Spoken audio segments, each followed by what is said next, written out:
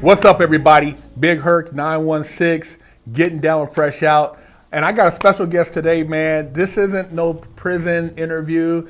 This is with a prolific stand-up comic. This guy, podcaster, talks about conspiracies, man, just really deep. I've watched a lot of his stuff. Appeared on the show years ago. We were able to reconnect, and I had to do this one in person. Sam Tripoli, man, just amazing individual. Very deep, and we're about to get into some serious conversation. Sam, let's kick it off with telling the people about how you grew up, where you're from, man. Sam Tripoli. I'm from upstate New York. I have wonderful parents, and I grew up in upstate New York, and my dad was always like kind of just trying to convince me to get out of upstate New York. So that was always in the back of my mind, and I always wanted to do something before. My best friend, I have a bunch of friends. We all still talk. There's like 8 of us on a text thread, and one of my friends is Tony Dorado, and he told me I always wanted to do more. Like when I was a kid, all I wanted to do was be the first white player on John Thompson's Georgetown Hoya team, because it was only black guys. Yeah. And like I discovered basketball through Patrick Ewing, and all I wanted to do was do that. So I always had aspirations, and I got class clown in 6th grade. Then I got class clown as a senior, because from the moment I realized I existed in the universe, I wanted to make people laugh even before I knew that was something. So as soon as I graduated, I moved to Vegas, and I basically created the Las Vegas comedy scene. When I showed up, there was one open mic every other week. And then I created so there was a show every night. Moved to LA, got picked up at the Comedy Store. And then through just a series of just craziness and podcasting, I came up with a show.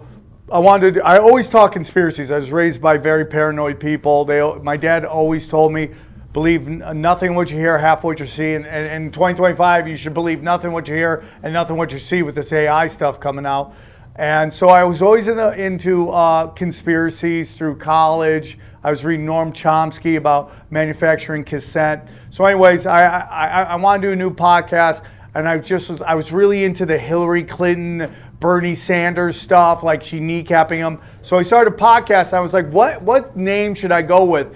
And, and I used to love NWA, and I really was like, dude, they took that word and they owned it. And so I'm like, what is the term that I could use that is so demonized, but I'm gonna own it? And I came up with Tinfoil Hat, and we've been rocking and rolling ever since. And now to kind of see where conspiracy is. I'm not the first to do a conspiracy podcast. There's some really great ones out there like Higher Side Chats and No Agenda. They were way before me.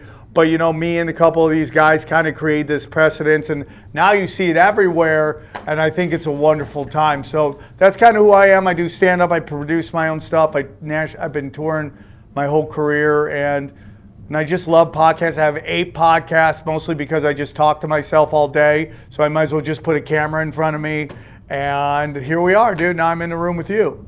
What was the moment where you saw the flip? I know for me, it was in prison, talking to some guys about the law and about spirituality and about the whole process of being convicted and what you go through. Some Hawaiian guys, and dude, it's like I lost sleep. I couldn't sleep, and I'm in the Matrix, and that was like my wake up moment. The last time I got locked up, what was your wake up moment? What was when you just sat back and like, dude, this is not reality? Okay, so there's a couple ones, and if you have kids watching, you might want to turn it off for a second. The first conspiracy I ever learned was Santa Claus, because Santa Claus is a giant blackmailing scheme to get you to act right, and they pay you off with gifts. So if you don't act right, they're not going to give you gifts, and then all the adults are in on it. Everyone is conspiring to convince you this magical man is showing up. So now you can bring the kids back. The second one was I was a big pro wrestling fan as a kid, and when Hacksaw Jim Duggan and the Iron Sheik were found in the same car, that blew my mind. I was like, you guys are supposed to hate each other? Yeah. But the real big one was when I was in, I think I was still in college around this time, but it was right after. Bill Clinton is the first time I've ever seen a president live in person. He was campaign. He came to UNLV. And he did a giant, he did a big speech in front of everybody. My friend from my fraternity, Chris Ray, came with like a libertarian sign, and Secret Service just grabbed him and took down the sign. I'm like, oh, that's interesting. I thought we had free speech. But the moment that really opened my eyes was, after all the Whitewater and the Monica Lewinsky stuff with Bill Clinton, after his administration was done, he shows up one day and they're doing a picture of Trent Lott, a famous politician from years gone past, and he was getting his portrait in the Library of Congress. And at this portrait revealing were 4 politicians. It was Trent Lott, Orrin Hatch, Newt Gingrich, and Bill Clinton was right there with them, smiling and laughing. And I was like, these guys were trying to murk you your entire administration, and now you're here laughing with them? And I literally go, oh, it's all bullshit, dude. It's all pro wrestling. It was all a lie. They sold us this thing, this like good guy, bad guy stuff. In reality, they're all working together. And I really woke up that day and I go, I don't trust any of these people anymore. The last of the 2 politicians I voted for was Barack Obama's first term.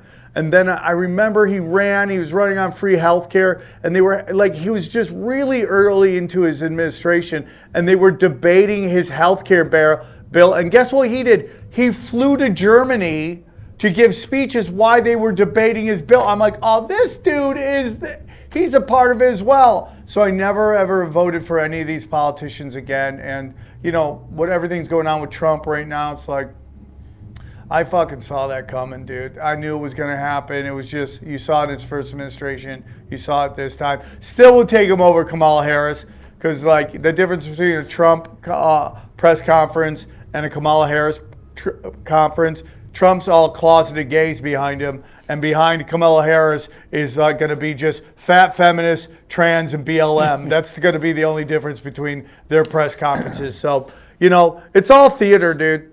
It's all theater. Another red pill moment for me was I was really big into growing up into fashion design. I was one of those kids always out the box like yourself. I used to look in GQ and I wanted to be one of these designers or one of these guys in a Lotus, watch Lifestyle of the Rich and Famous. I was all into that. And I remember I asked my grandfather one time, I'm like, hey man, do you ever think about if you want to be rich and famous or do this and that? He said, man, I'm not that smart.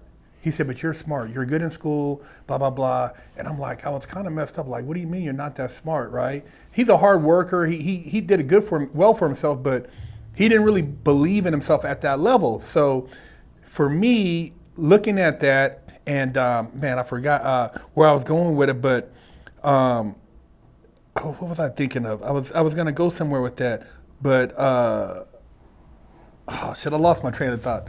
That happens to me all the time. I had a drifts into the ether, and I'm never. Yeah, okay, that. Modeling. So when you said the Santa Claus, well, for modeling, so modeling design. So I used to write. I wrote Nike. I don't really know if you remember they used to have a magazine, East Bay, you could order shoes from back in the day when we were growing up. You go to East Bay, check it off, get the Jordans, whatever, the Nikes.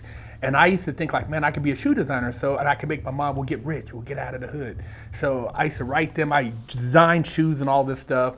I remember I wanted to design video games. I used to write in television. I wrote Atari, I wrote Coleco. I was just a fan. I didn't know what the hell. I was drawing pictures, show the different phases of the different levels of the game. Taking a shot. But anyway, so when I moved out of the hood and we moved to Orange County and I seen an ad, I was always looking at the book, like maybe I could become a model, go and become a famous model, whatever. So I went down there, took some pictures with this guy, right? And brought some little bullshit clothes I had. But then when I went to pick the pictures up, I showed up and there was this female, which I thought was a female, but it was a guy dressed up in drag. And he's like, what year is this? This was 1990. Oh yeah, dude. Yeah. And so I was still in high school. I just turned 18. 17 going on 18. And he's like, hey, come to the open house, blah, blah, blah. And he's like, Marcus, it's me. I'm like, so what the fuck? What is this? I was blown. I'd never seen that. And I'm like, dude, he's the same dude who runs the modeling agency. Oh, he's dressed like a woman? He's dressed like a woman. And I've never seen anybody like that. I'm like, what is this? He's like, oh. And I'm like, man, that's some weird shit. So I got my proofs and I went home and I did all this on my own. My mom didn't take me. I had bought a car. I drove there, did the pictures. But I'm like, shit, that was some weird shit, right? And then I went to, I was gonna go to Fashion and Design Institute, and I went there, and a lot of the students were like these, I'm like, and my stepdad looked at me, I'm like, dude, do I really want to get in design? I mean, what is this shit, you know? Dude. And I had nothing against gay people. I just didn't know that that's what that industry entailed. I thought you could just be a good looking dude. You know, I was decent shape. I could be, you know, whatever. So, you know, fast forward, and I remember going on an audition and trying to get back into the game later on. I'm like, man, I got to transition out of adult and get into like the regular, I want to be a regular model. And I remember meeting this guy, and he told me, he's like, dude, when you go on these auditions and they tell you to take your shirt off, just get completely naked.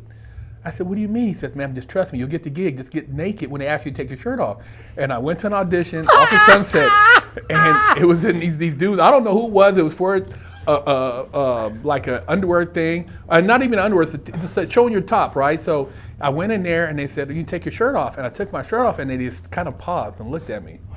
And I looked at them, I gave them the look, they gave me the look. They said, you can put your shirt back on, right? And then I left and went down into the lobby. There's a couple, I was only black, there's a couple white guys, and one dude pulled up in a Corvette. He's like, I'm like, damn, this dude, he's always working, man.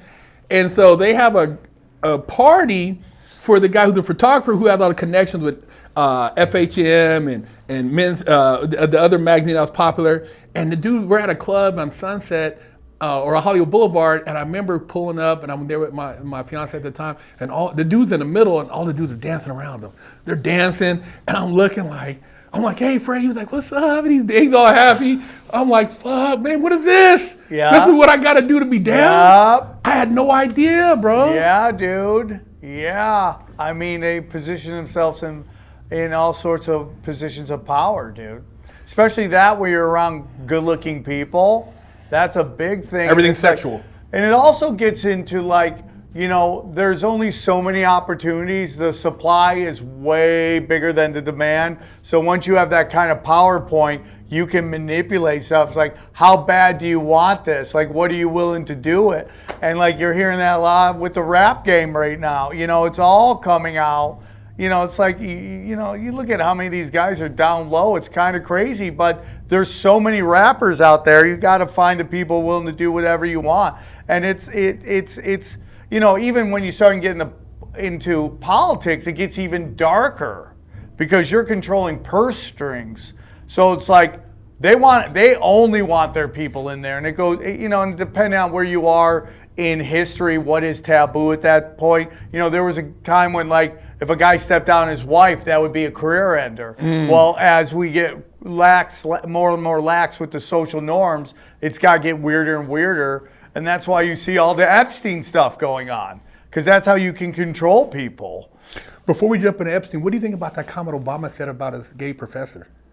Oh, dude, Obama's a total gay guy. He's 100% gay. Did you ever see the interview with the guy who said he smoked crack? That story is so insane. I know. And it's hilarious when you listen to the guy. The guy's just in town. He's like some rich guy, but he's staying at a Motel 8. He gets a driver. He's like, I'm looking for some action. The guy knew exactly what he was talking about, which was crack. And then he makes one call, and it's Barack Obama. And somehow Barack Obama comes in. They're smoking crack, and they're getting weird together. And it's like the craziest story, but it's just true. And like Obama is Obama was it's like what Thomas Sowell says, you know, and I'm paraphrasing here, but it's like, in a culture demands perfection, only liars can thrive. And like, you know, as we're sold on change, I'm gonna make change, and this guy's a Bush.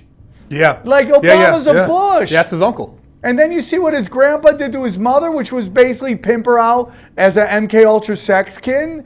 And people call me liars. It's 100% true. His dad, along with George Bush Sr., kind of built the CIA into what it is today. And he used his daughter as an MK Ultra sex kin to seduce men they wanted to compromise. And it's like, Barack Obama's mom was like the first, like, e-thought, dude. Like, there's all these pictures of her naked on the internet, dude, from way back in the day.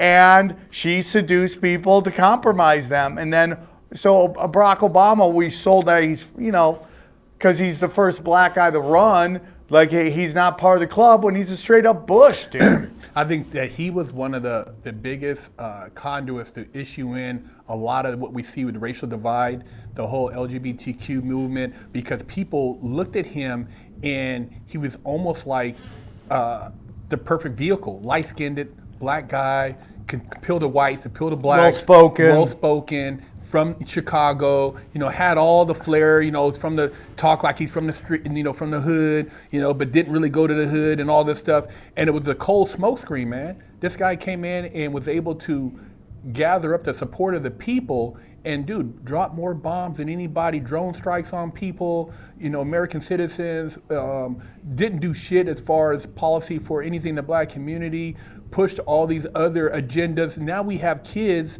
going to Barnes and Noble and they got books openly where when we grew up, dude, you would get punished for that. Yeah, 100%. Dude, you heard about a dude, he was getting beat down. Yeah. Was it no moving into a neighborhood, dude, you better not. Black magic, dude. Yeah. That's what it really is. And, Barack Obama and Michelle Obama, a lot of people don't know this, but allegedly they were disbarred in Illinois. They weren't allowed to practice law because of some shady stuff they did. But of course that gets covered up. They push him out. And then you watch his first election. They rigged it for him because, we're coming off of the George Bush administration. Everyone hates old white guys. We're tired of them. They're warmongers. Who do you put good-looking Barack Obama up against?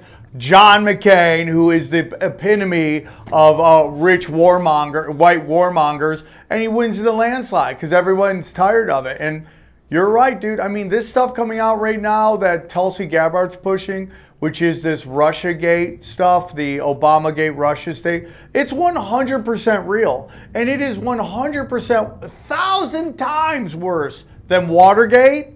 But the timing is being used because the Epstein list and all that stuff. If you study that Russiagate stuff, basically what Barack Obama and Hillary Clinton did is they tried to frame an elected president in with the goal of unseating him and inserting her in. Yeah. And there's no real mechanism to do that, but they didn't care at that point. And they made up the whole Russia. What they did was they planted a guy named Carter Page on Trump's. Well, it starts actually that Hillary Clinton does some polling to find out what people don't like about her. And they don't like that she sold uranium to the Russians. And that was done on purpose because what they had hoped was they would give the Russians uranium. Then the Russians would give uranium to the Iranians. And then they could say, oh, dude, we got to go to war with them because they got uranium. It was all a ploy, right? So they did polling and they found out that people hated that Hillary Clinton sold uranium to the Russians in the Uranium One deal. So they go, okay, how can we, and it's old saying, accuse your opponent of what you're guilty of. Accuse your enemy of what you're guilty of. So then they came up with the idea, we're going to frame Trump as a Russian collusion. So what they did was after Trump won, they were shocked, I believe. They were shocked, so they had to come up with something to do. So they came up with this idea, they're going to connect him to Russia because people hate that stuff. So they put a guy on his transition team called Carter Page. Well, Carter Page was being investigated for allegedly some shady Russian ties. So what they did is they put him on. Now, here's the crazy thing. Carter Page was also working for the Clintons back in the day. So he had Clinton ties. They put him on Trump's transition team for him to become president. And then they all go to the FISA court and ask for warrants on Trump so they could wiretap him. They wiretapped an elected president, dude. It's so crazy to overthrow him and kick him out. It's 10 times worse than Watergate, but nobody even cares. So, but it is a literal scandal that nobody. They're now bringing it up because they're trying to smokescreen for Trump, saying there's no list. There's no list, even though he ran on that forever. Now about the list, somebody was telling me that he could possibly be using the list to blackmail the people who try to kill him. What do you think about that theory? Well, I mean, are you talking about the assassination attempt? The assassination attempt, I mean, even before that, okay, they're like, okay, we're going to send you to prison for years. Then we're going to take your property and say it's only worth 18 million, when it's worth like 180 million. Yeah. And then we're going to, if that don't work, we're going to blow your head off. You know, because people say it's staged, but I mean, I find it hard to believe that anybody would trust somebody with an assault rifle at a 200-300 yards. Well, let's just take a look at all these cases. How many of them stuck? None, right? You're like, is he that good, or was it done on purpose to kind of rally everyone behind him that, hey, they're going after him too? Like, and he would say that. They're coming after me because they're going to come after you. Yeah, like, I remember that. Kind of rallies that. everybody. The shooting, listen, I've been studying conspiracies forever. And one thing I've learned is when they have these high impact events, they have multiple layers to ensure it happens. 9/11, you have everybody fighting about 9/11 because they all have their theory. And the truth is, all of them might be true. They're all layers to ensure that the job gets done. Like when you look at the JFK assassination and you look at the plaza, people don't realize so many of those people there are hired assassins. Their job is to ensure. It's like, you remember John Wick movies? Where he gets a call and then everybody in the plaza. That's literally what he was riding into. You know. So if you think that one non-binary kid is the only one who's getting sent in to do that, if they truly want this guy out, they don't get out of there. So now this new footage comes out, which I'm always like, why is this coming out right now? So why did they have this forever and nobody ever showed it? But now it's coming out right now of like a Secret Service guy grabbing press guys and moving them in positions to take pictures. So then he moves these guys in the pictures, and what do you see happen? The flag lowers down into the picture. What? Do you see that? No way. It's so nuts, dude. What? Yeah. Now, another thing of bringing that up, who films at that speed to catch the bullet? Yeah. Nobody sets their camera. Your camera has to be preset to do that. We film all the time, and it has to be a certain speed in order to get the foot. I mean, who thought? How they? And then you had the fireman pass away, sending love and peace. They'll take somebody out just to make it look real. They don't even care about that. We're all cattle to them. So everything is a rich man's trick. Everything is sorcery, dude. Like, everyone loves Harry Potter and everyone loves Lord of the Rings. You're living in a much more calm version of that. I believe, like, looking at it from, the different angles. And when you start looking at the families, and like you said, behind closed doors, these guys are chumming it up, having dinner together, laughing, having orgies, and all this stuff at these get-togethers. Sex magic, Sex dude. magic, bro. And the thing about sex, man, you're right, man. You're literally casting spells like 100%. Women don't realize every guy that nutted in you left his DNA. So now you got DNA from all these barbarians who have thrusted. You know what I mean? And now you're talking about your womb is worthy of this. You know what I mean? It's a lot of energy. And I even like going, like I said, being on the set and realizing, having participated in some wild shit, it's like, you just feel like if you got any sense of any time, something feels weird. Even though you're there, it feels like you're not there. It's like a weird experience, especially when you start looking at everybody else. This guy's on some possessed shit. This guy's on a lot of drugs. It's a lot of, and everybody's kind of like, you're not there. And then when it's done, everybody gets their check, and it's like, did that really happen? Yeah. So it is. It's a lot of, like you said, I believe it, black magic shit going on, some sorcery, man. Everything's sorcery. And it's like they've also kind of like tried to normalize outlaw shit. Like when I was growing up, there were like, there was people living their lives. I'm in a small town. I'm sure there was men who dressed like women, but they were like outlaws on the side. Like, they're trying to mainstream this stuff for people who aren't built for it. Yeah, you're right. Right? I mean, if you look at our society right now, they're pushing women to be promiscuous whores and men to be weenies. Like, just monogamous Puritans. Yeah. And it's not the way it's supposed to go. And it's just, I got in a debate with my co-host one time because we were debating, Islam versus West. And, I've known a lot of Muslims. They've been very kind to me, obviously. Wahhabism is the extreme version of all that stuff. And, I'm all for free will. I'm all for free will. You should have the free will to do whatever you want. Because you look at the Middle East, you're like, oh, they can't drive, they can't vote. The voting thing sounds great, but they can't do any of that stuff, right? And we go, that's bad, which it is, right? But the data that is coming out on our culture is not good. It's not good because it's not just free will. It's free will with powerful psyops convincing you to use that free will against yourself. So I'm all for, like, everyone should be. You should have a dream. You should be able to follow. You should be able to do what you do. But the data's coming out. It's disastrous right now. Our institutions are crumbling. You know, the nuclear family's dying. People are getting farther away from God. The birth rate is, boom, starting to crash and burn. And once you get to a certain point, if your birth rate's so low, you can't come back from that. Yeah, they're saying in another 20 or 30 years, Japan won't exist. Yeah. They're not having no kids. And there was I've seen on the internet a study where if you can't, it's 1.9. If you can't get past that, if you're below that, your civilization, your culture will die out. We're at 1.8 in America. Yeah, 1.8. So it's another 40, 50 years. And you see it, and they said, I think Islam is like 3 points. It's No, dude. This thing came out in Europe. Like if you go like Italy, it's like 1.2. You go to Germany, it's 1.3. In Europe, the average Muslim woman is having 8 kids. Yeah, I see. Yeah, right. Yeah, 8 kids. It's absolutely. They're not doing abortions and no. No. Yeah. And it's just again, it's just like I love free will. Everybody should have free will, but something is happening. And we're getting into this point in this country where our programming is overriding our basic instincts, our basic drives.